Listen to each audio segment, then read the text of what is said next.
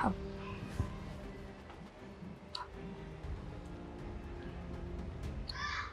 Hello. હા કુમાર, જય Shri Krishna. Phone ઉપાડીને બોલવામાં તમને તકલીફ પડતી લાગે છે. હે? ના ના, થોડી ઘરમાં કામમાં હતી એટલે. બોલો ને, શું કામ હતું?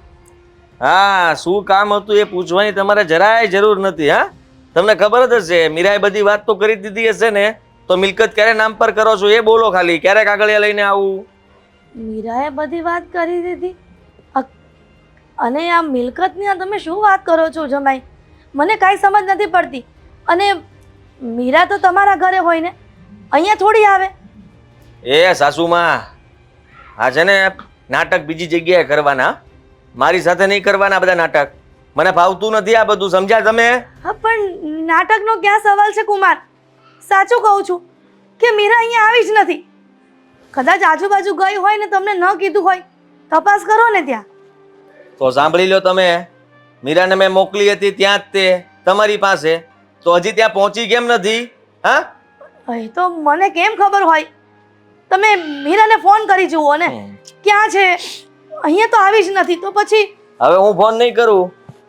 હા, જો એ ત્યાં નથી આવીને તો મારા ઘરમાં પણ નહીં આવવા દો. સમજી લેજો તમે. આ તમારે હવે તપાસ કરવાની છે કે તમારી દીકરી ક્યાં છે. અને તમને કહી દઉં, આ તમારી દીકરીનો પ્રેમી આવ્યો હતો મારા ઘરે. હા, લફરું હતું એનું, પકડાઈ ગયું છે. હવે સજા ભોગવવા માટે તૈયાર થઈ જજો મા દીકરી બંને.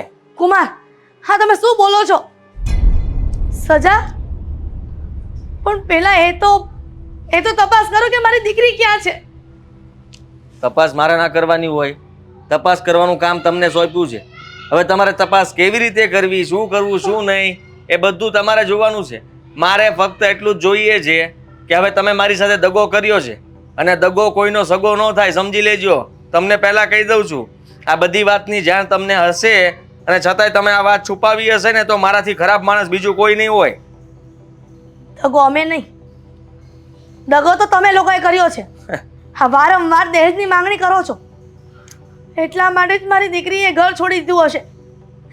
હવે તમે કંઈક સુધરો ને તો સારું કહેવાય. ઓહ સાસુ, સુધરવાનું મારે નથી.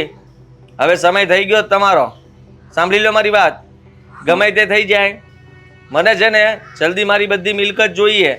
અને મીરાને ગોતો, ક્યાં ગઈ છે, હજી ઘરે કેમ નથી પહોંચી, કઈ ભટકાણી, એક્સિડન્ટ થયું, મરી નથી ગઈ ને, એટલું યાદ રાખજો. હા, શું બોલો છો? કઈ કહેવાય નહીં ને, રસ્તામાં તો ગમે તે થઈ શકે, અકસ્માત બની શકે. હા ના, મારી દીકરીને કાંઈ નહીં થાય. પણ તમે આવું વિચારવાનું બંધ કરી દો. તમારી પત્ની છે. વિચારવું તો પડે ને, પત્ની છે એટલે જ વિચારું છું. તમને જરાય શરમ જેવું તો છે નહીં. તમારી દીકરી આવા કારનામા કરે છે, છતાંય મારી સામે ઊંચા અવાજે વાત કરો છો. શરમ રાખો, જરાક શરમ રાખો.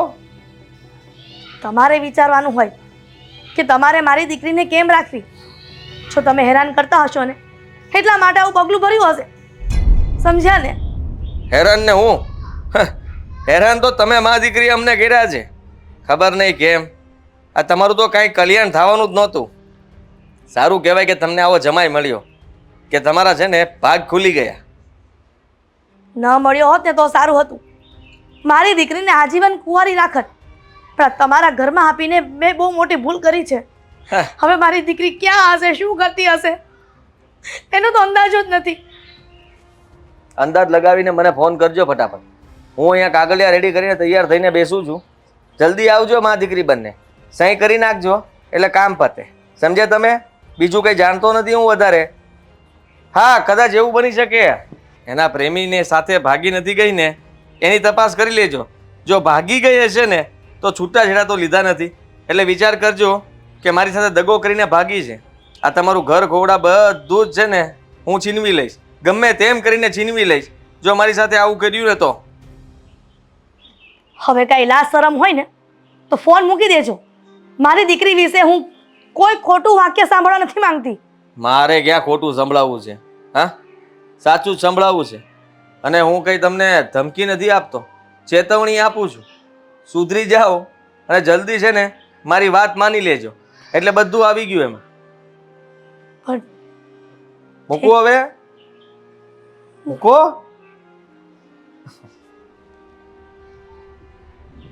ક્યાં ગઈ હશે મારી મીરા?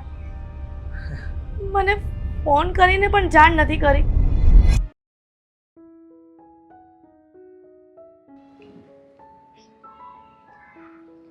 આવશે હવે. તારે રાહ જોઈને બેઠા રહેવાનું? તો બીજું તો કરી શું શકીએ?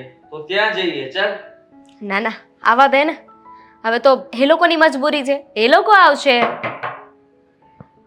આવો આવો. ભાઈ બેન શું વાત કરી રહ્યા હતા? સાંભળ્યું મેં. એ તું શું કામ આવ્યો છે અહીંયા? હા, ચાલ નીકળ નીકળ નીકળ, ઘરની બહાર નીકળ. એ ક્યાંય નહીં જાય. સમજ્યા?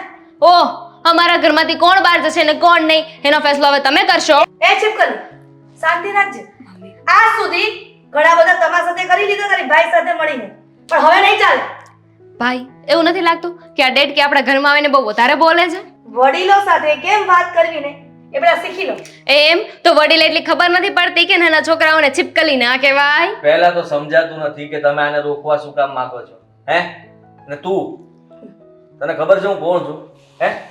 અહીંયાથી મારીને તને બહાર કાઢીશ ને એ પહેલા તું જતો રહે. અને તને ખબર છે કે હું કોણ છું? તને અત્યાર સુધી ખાલી માત્ર મારું નામ ખબર છે.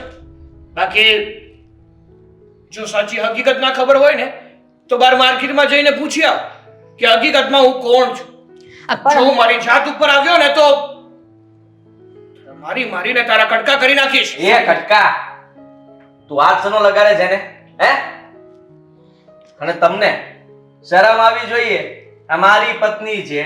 હા, ભાગી ગઈ હતી અને તમે એને લઈને આવ્યા. ચાલો આવ્યા તો આવ્યા, ફાઇલ લેતી આવ, સહી કરો એટલે વાત પતે. હા, આ બંને માં દીકરી સરખા જ છે. એક મિનિટ. પત્ની, આ તમારા મોઢે પત્ની શબ્દ નામ સારું નથી લાગતું. હતી, હવે છે નહીં. હું બકવાસ અને કરું છું. તમારા જેવા દહેજના લાલચુ હોય ને એના ઘરે સારા ઘરની દીકરી હોય જ નહીં. આ અમારી ભૂલ થઈ ગઈ અને એ ભૂલ સુધારવા માટે જ હું આવી છું અહીંયા. અચ્છા, હવે તમને ભૂલ દેખાય છે? હે? અત્યાર સુધી આને સાચવી, તમારું ધ્યાન રાખ્યું, એ બધું ભૂલાઈ ગયું? હે? ઓહ, તું શું કહે છે હવે? કઈ બોલશો કે આ બધું જોયા જ રાખશો તમાશો? સમજાવ તારી માને, મમ્મીને સમજાવ તારી મમ્મીને. સમજાવું છું. શાંતિ રાખો. મમ્મી, તમારે જે કહેવું છે તમે કહી દીધું ને. હવે ન માને ને તો પગનું ચપ્પલ હાથમાં લઈ લો અને બતાવી દો કે કોની ઓકાત કેટલી છે. માણસને એની ઓકાત બતાવવાની જ ન હોય. એ જે શબ્દો બોલે છે ને એમાં જ ખબર પડી જાય છે કે એ કેટલામાં છે. તમે અહીંયા પ્રોપર્ટી આપવા નથી આવ્યા તો શું લેવા આવ્યા છો? તમને કહેવા, હા, તમને બંને ભાઈ બહેનને કહેવા માટે કે હું અને સાગર લગ્ન કરીએ છીએ. હવે તમારાથી જે થાય ને એ કરી લેજો. અને રહી વાત આ ધમકી આપવાની તો ઠીક છે. ઈચ્છા થાય ને કે લડાઈ કરવી છે તો આવી જજો. અને જેટલા માણસોને લઈને આવવા હોય ને એ બધાને લઈને આવજો. તમે શું સમજો છો? મને બોલતા નથી આવડતું, મને ખબર નથી પડતી. ના, બિલકુલ નથી એવું કંઈ. આ તો મારા મા બાપનું એક વચન હતું. એમણે મને વરાવીને ત્યારે કહ્યું હતું કે પગ ઢાંકીને કામ કરજે બેટા, બે શબ્દો સાંભળતા શીખજે, સામે બોલતા નહીં. એટલે અત્યાર સુધી તમારા બંનેનું બધું જ સહન કર્યું છે. પણ આજ પછી જો હવે કાંઈ ઊંચા નીચા થયા ને તો બે ભાઈ બહેન જ છો એ યાદ રાખીને પાવર કરજો. તું આટલું બધું ક્યાંથી બોલવા લાગી? હા, તારી તો જીભ જ નહોતી હાલતી. હા, ચાલવા કેમ મળી અચાનક? હજી તો જીભ જ હાલે છે. અને જો તમારા જો વધારે જીભ હાલશે ને તો હાથ હાલતા વાર નહીં લાગે. હા, હોશિયારી નહીં કર. હા, તને તો હું જોઈ લઈશ. ચાલ ઘરમાં જા. નહીં જાય. ખાલી ફક્ત ને ફક્ત તમને લોકોને કહેવા આવ્યા હતા કે ડિવોર્સ પેપર પર સાઇન કરી દેજો અને મારી દીકરીને ભૂલી જાજે. રીજા છે? કેવી વાત કરો તમે? હા, અરે તમને ખબર નથી આ છોકરો છે ને તારા કરતા તો 7 ગજે સારો છે. મેં એની સાથે ન લગ્ન કરાવ્યા અને તારી સાથે લગ્ન કરાવીને મેં ભૂલ કરી હતી. સારો નથી તો તમારી બેનને શું કામ લગ્ન કરવા હતા? એ તો એની પાછળ ગાંડી હતી. આખો દિવસ સાગર સાગર સાગર કરતી હતી. સારો નહોતો તો પહેલાં ખબર ન પડી. પેલા નથી ખબર ને એટલે હવે ખબર પડી ગઈ છે કે કેવો છે. પણ એને ક્યાં તારામાં રસ છે? આ તો પહેલેથી તારી સાથે લગ્ન કરવાનો હતો જ. બેટા સારું. મીરા, હવે આપણે જઈએ. આ, ચાલ બેટા.